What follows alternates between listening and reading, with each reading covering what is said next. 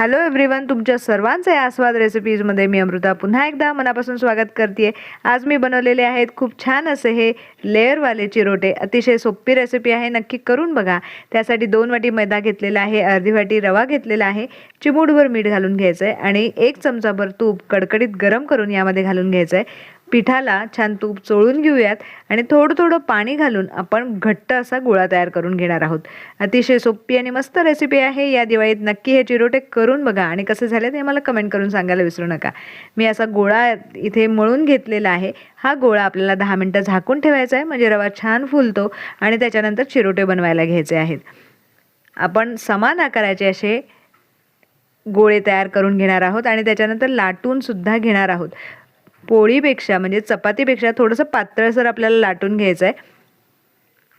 अशा पद्धतीने मी लाटून सुद्धा घेतेय। तुम्हाला ही रेसिपी कशी वाटली कमेंट करून सांगायला विसरू नका।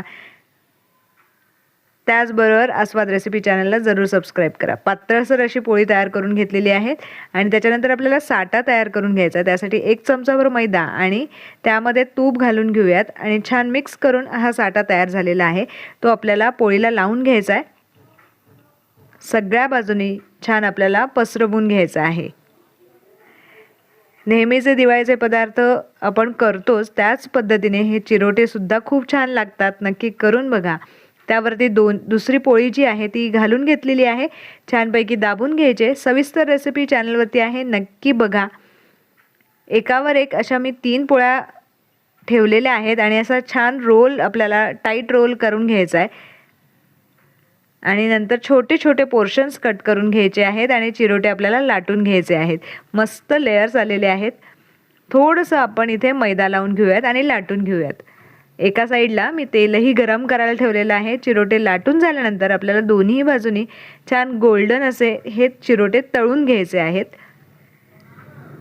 खूप सुंदर लागतात।